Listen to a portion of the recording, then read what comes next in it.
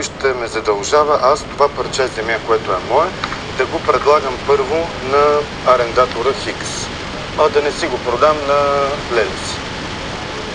Когато правото на собственост като абсолютно най-силно право и това, за което прехода и новата конституция, частната собственост, земята да бъде на хората и това понятие, което много често звучаше в пленарна зала в края на миналата и в началото на тази седмица в реални граници, това не означава, че аз като собственик на 5 декара, които примерно попадат в центъра на един голям блок, който се обработва, мога да направя така, че тази земя да остане пустееща, ако аз примерно не искам да я отдам под аренда или пък я прехвърлям на лица физически, които не са в България, нямат физическата възможност да обработват тази земя.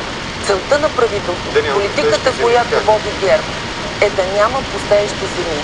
Кой обработва земята на България в мнозинството? Това са отделните собственици на земеделски земи. Има много земеделски производители и стопани, които лично обработват земята си, а онези, които нямат такива възможности, нямат познания в селското стопанство, са с арендатори. За да затворим тази тема, ще следим дискусиите и на второто четене, но вие стоите зад този текст и ще го придвижите да се приеме. Аз не стоя този текст в този му вид, в който той е внесен, тъй като той се нуждае от сериозни оглеждания и поправки за самия текст.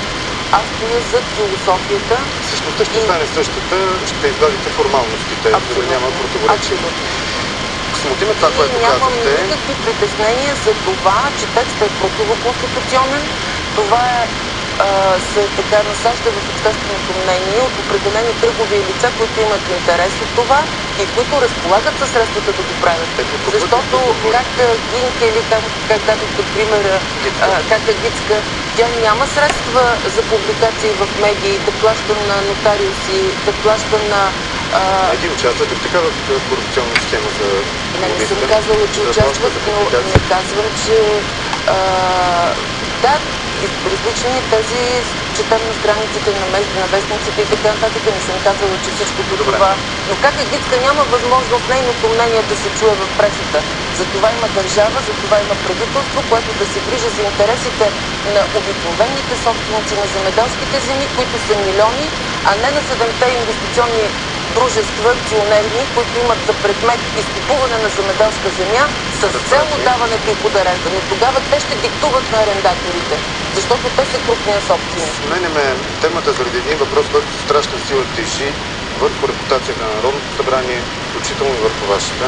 Анкетна комисия, знам, ще ми кажете има, но съм сигурен, че сте наясно какво точно се е случило с онази публикация в Държавен вестник, която излиза абсолютно без ваше знание. Закон за наркотичните вещества и възможността в реклами да се използват изображения на наркотици. Проверката около депутата Светлин Танчев, който първо каза, че си водил бележки, после се оказа, че не е присъствал на заседанието, за да може да си ги води тия бележки. Повече от това, което съм казала и в залата, и в това искате да чуете от мен. Не иска да се яви другия депутат. Да, фактите са ми известни. Въпросът ви какъв е? Въпросът ми е защо не сезирате прокуратурата? Това е тя е сезирана на прокуратурата, прокуратурата работи.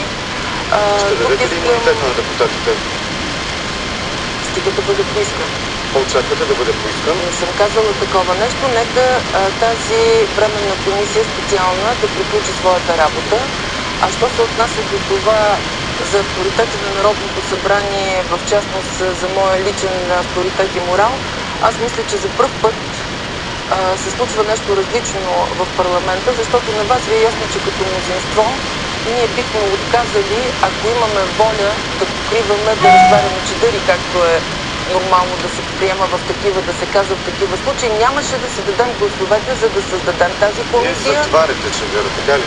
Обратното.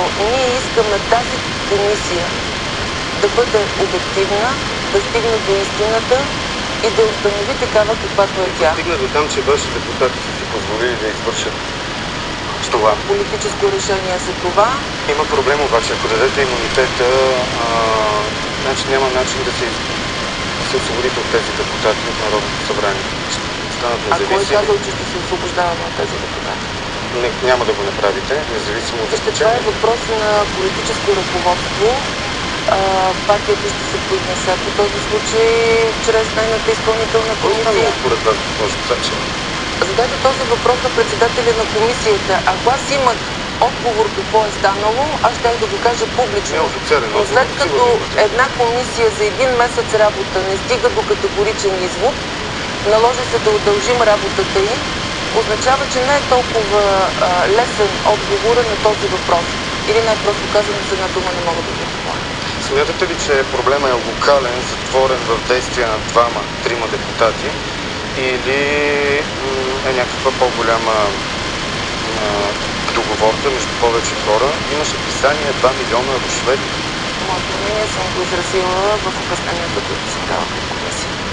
Какво Оттам имате насетне предвид? Какво казвате? няма да изпадам до нивото на отделни членове на комисията, които след всяко заседание привикват медиите и излизат с отделни откази, фрагменти от това, което се е случило вътре.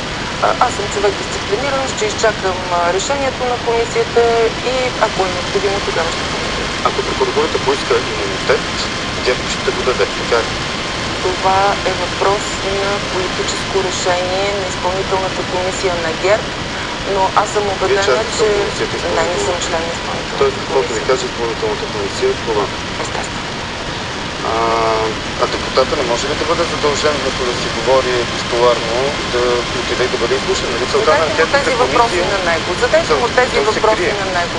Той от комисията се Вие крие да не говорим от в медиите. момента водим ли диалог, от който произлиза някаква новина или просто... Много е важно това, разбирате го. Разбира се, че е важно, но нека да оставим да свърши работа комисията, която Народното събрание е създала. На този етап това, което трябва да се знае категорично, че няма политически чадъри и че мнозинството има категорична воля. Демонстрирано с гласуването, създаването на тази комисия, истината да излезне наяве.